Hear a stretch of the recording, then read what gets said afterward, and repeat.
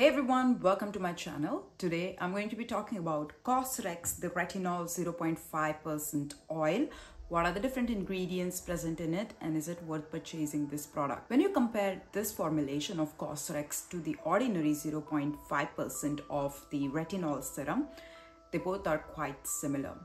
The ordinary and the cosrx, they both are formulated by squalene. And I think that cosrx came up later with this formulation. The ordinary was the first one to introduce this product into the market. So the formulation is pretty much the same in my opinion. The only thing that 0.5% face oil is been formulated with squalene, vitamin E and soybean oil. Before I dive into the ingredient list, let me introduce myself. My name is Ashwini Priyadarshini Meghur, also known as Avi, and I'm a PhD student in the field of biology. I make skincare related videos, vlogs and also art videos. If you like this kind of videos, make sure that you subscribe to me and also click on that bell icon so that you can be updated whenever I come up with a new video. You can also follow me on my Instagram handle. This is my Instagram handle.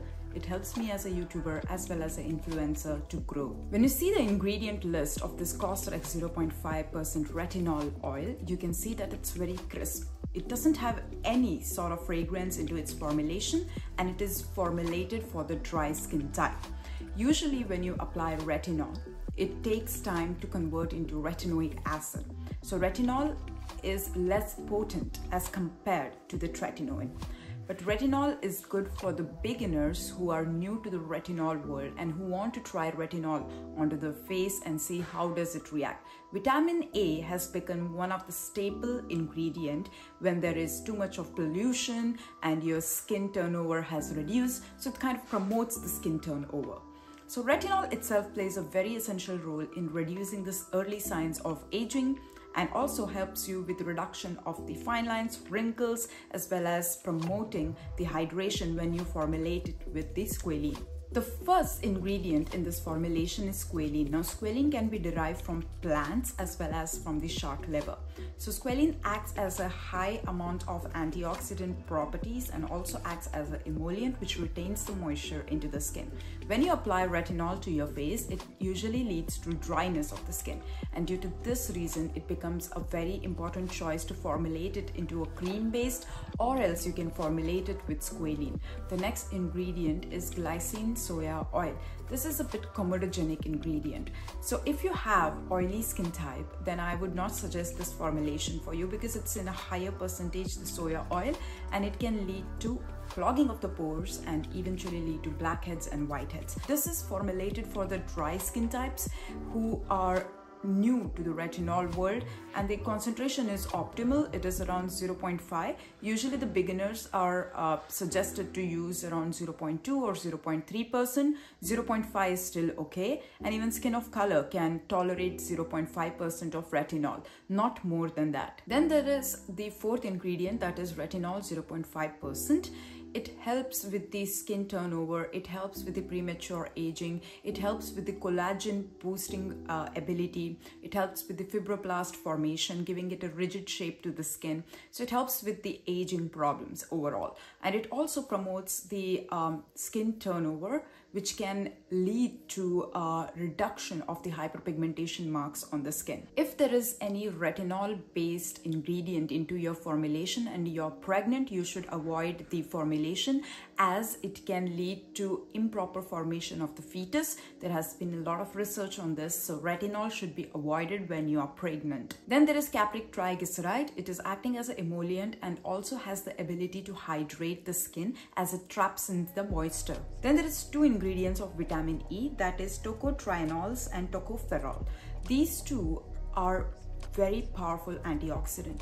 They are rated as the second powerful antioxidant after vitamin C. So tocopherols are added in very fraction of a percent. It's not added very dominating one because of its not well tolerance to the sensitive skin type. So tocopherol is the mildest. It's less than 0.1% or something, which is like very fraction of a percent. This acts as a powerful antioxidant, removing the free radicals or the external stressors that can lead to drying. Usually when there is retinol formulation, what happens is that your skin starts to form, new skin cells are coming to the top layers, so they should not be introduced to the external stresses because that can damage the new skin cells. So the antioxidant plays an important role by removing the free radicals or the pollutants that can damage the skin cells. And these formulations become very well, tolerated by the sensitive skin, because when you apply retinol onto the skin becomes very sensitive. It becomes red if you not use it very well. And retinols are very tricky to use when you have skin of color, or even if you have Caucasian skin and you fall into the category of sensitive skin.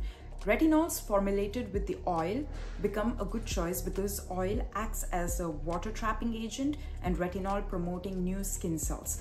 And when there are new skin cells coming to the top layer, you do lose a lot of water. There is huge amount of transepidermal water loss.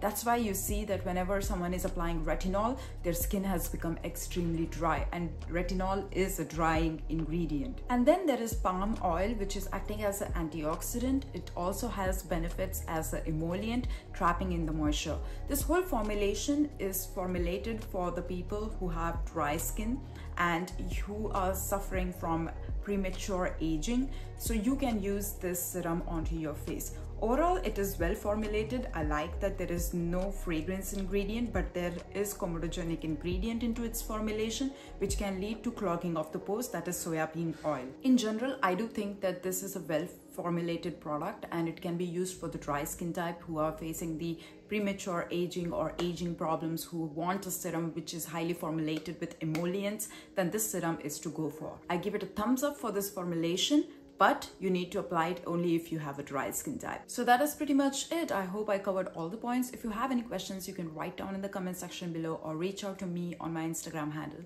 I will see you soon in another video. Take care and bye.